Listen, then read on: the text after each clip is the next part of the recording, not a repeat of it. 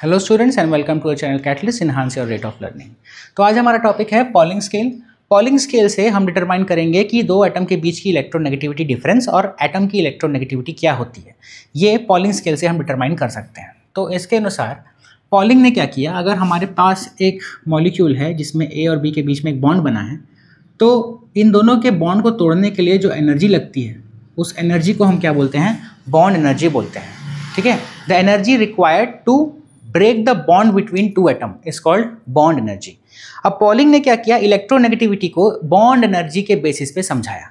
ठीक है, दो एटम के बीच की इलेक्ट्रोनेगेटिविटी को उनके बॉन्ड एनर्जी के बेसिस पे उन्होंने समझाया with the help of this expression. ठीक है, कि अगर हमको दो एटम के बीच का बॉन्ड एनर्जी पता है तो हम उसके इलेक्ट्रोनेगेटिविटी को इस एक्सप्रेशन से निकाल सकते हैं, जिसके अनुसार zeta A minus zeta B, जहाँ पे जीटा ए तुम्हारा क्या है, electronegativity of A, zeta B electronegativity of B का होल स्क्वायर इक्वल होगा energy between A B minus under root of bond energy of A into bond energy of B B.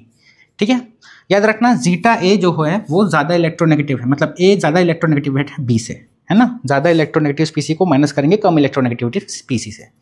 ठीक है, अब अगर हमको क्वेश्चन दिया कि एच और सी एल के बीच में एक बॉन्ड है और यहाँ पे हाइड्रोजन हाइड्रोजन का बॉन्ड एनर्जी दे रखा है 4.52 इलेक्ट्रॉन वोल्ट, सी एल का दे रखा है 2.52, HCl का दे रखा है 4.43, और इसके अलावा पॉलिंग स्केल के अनुसार हाइड्रोजन की इलेक्ट्रोनेगेटिविटी भी दे रखी है 2.1 इलेक्ट्रॉन वोल्ट, और we have to find zeta की मतलब Cl की इलेक्ट्रोनेगेटिविटी हम लोग को फाइंड आउट करनी है। ठीक है, तो ठीक है, अब यहाँ पे ए के बदले क्या लूँगा मैं, Cl जो कि ज़्यादा इलेक्ट्रोनेगेटिव है, और बी के बदले क्या लेंगे, हाइड्रोजन जो कि उससे कम इलेक्ट्रोनेगेटिव है। तो बस वैल्यू को पुटअप करते हैं, तो वैल्यू क्या हो जाएगी, जीटा ए के बदले क्या आ जाएगा, zeta of Cl minus zeta B के बदले जीटा ऑफ H, इसका whole square is equal to E A B मतलब ई HCl हो जाएगा, ई ए बी मतलब ए के बदले Cl, बी के बदले HCl हो जाएगा, minus under root E A मतलब Cl के बीच का bond energy into E of B B मतलब HH के बीच का बॉन्ड एनर्जी।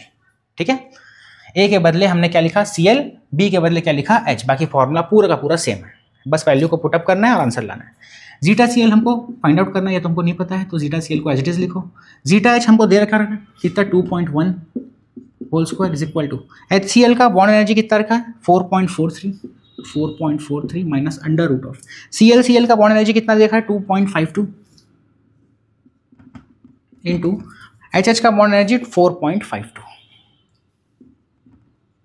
ठीक है, तो सॉल्व करते हैं, 2.52 मल्टीप्लाइड बाय 4.52, 2 to the 4, 2 5 10 का 0 1 कैरी 2 4 0 2 1 9 क्रॉस 5 to the 10 का 0 1 कैरी 5 5 25 26 6 2 कैरी 4 4 जो 16 और 2 18, फिर 2 to the 4 2 5 10 का 0 1 कैरी 2 4 0 और 1 9। ठीक है, एक मिनट, 4 to the 5 10 का 0 1 कैरी 5 5 25 और 26 6 2 कैरी 5 4 20 20 और 2 22, हाँ 4 0 6 4 10 10 9 19 का 9 1 कैरी 2 और 1 हो जाएगा 3 9 2 हो जाएगा 11। पॉइंट के बाद कितने डिजिट्स हैं 1 2 3 4, तो 4 डिजिट्स के बाद पॉइंट लगा देंगे, तो आंसर क्या है 11.3904।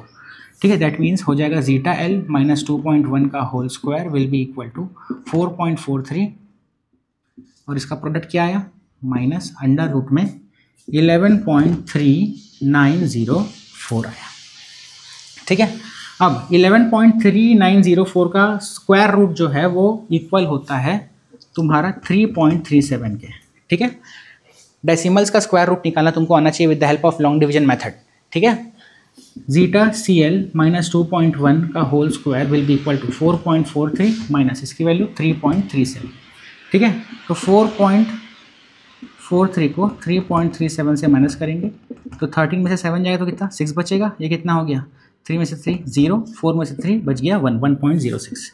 तो जीटा Cl माइनस 2.1 का whole square will become equal to what 1.06, square हटेगा तो वहाँ पे रूट लगेगा, तो zeta Cl minus 2.1 is equal to under root of 1.06, again long division method से इसका आंसर आएगा 1.03। ठीक है, मतलब zeta Cl minus 2.1 is equal to 1.03। अब माइनस 2.1 को वहाँ भेजो तो जीटा Cl हो जाएगा 1.03 प्लस 2.1, तो 1.03 प्लस 2.1 0 लगा दो 3 1 2 और 1 3, मतलब जीटा Cl कितना आ गया 3.13 इलेक्ट्रॉन वोल्ट। ये हो जाएगा इलेक्ट्रोनेगेटिविटी ऑफ क्लोरीन। ठीक है, टेक अ स्क्रीनशॉट।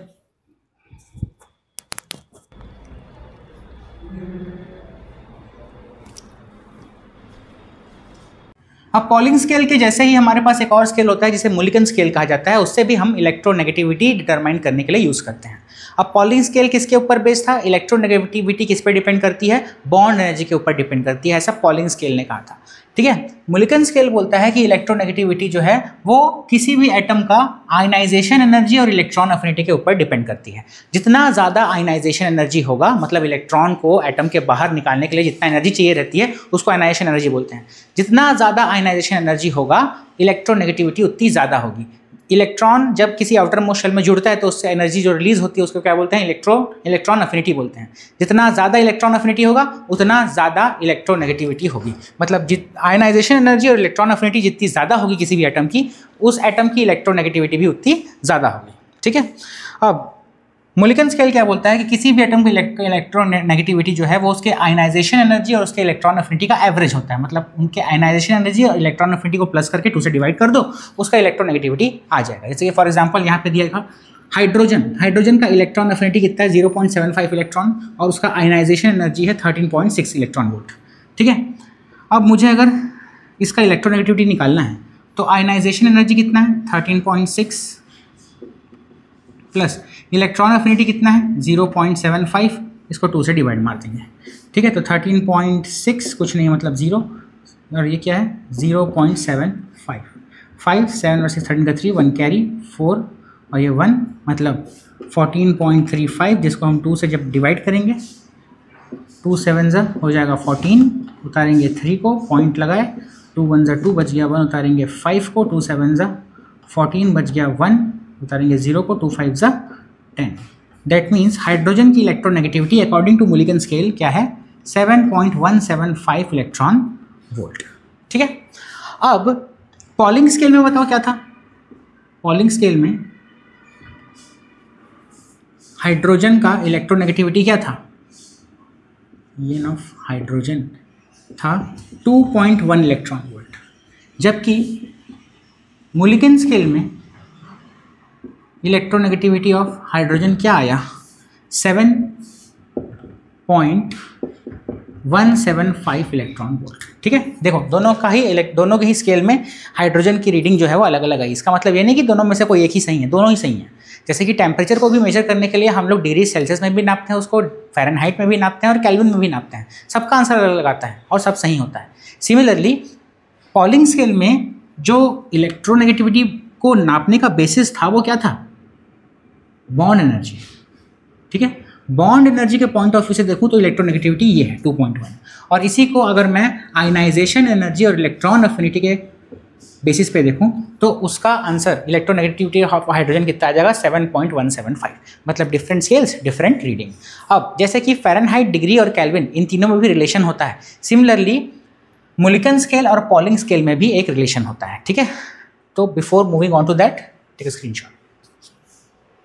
तो जैसे कि डिग्री केल्विन, डिग्री सेल्सियस और डिग्री फ़ारेनहाइट का भी आपस का एक रिलेशन होता है, जिससे हम लोग डिग्री केल्विन को डिग्री फ़ारेनहाइट या फिर डिग्री सेल्सियस में कन्वर्ट कर सकते हैं। वैसे ही मुलिकन स्केल और पॉलिंग स्केल का भी एक रिलेशन होता है, जिससे हम लोग एक स्केल को दूसरे स्केल में कन्वर्ट कर सकते हैं। उसका रिलेशन होता है ये, electronegativity in Pauling scale is almost equal to 0.336 into electronegativity in Mulliken scale minus 0.515। ये वैल्यू तुमको याद रखनी है। ठीक है, जैसे कि फॉर एग्जांपल हाइड्रोजन का मुलिकन स्केल में रीडिंग कितना दिया था?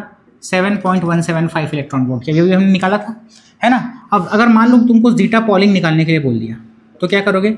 It is almost equal to 0.336 into Mulliken का स्केल 7.175 माइनस 0.515। चलो इसको सॉल्व करते हैं।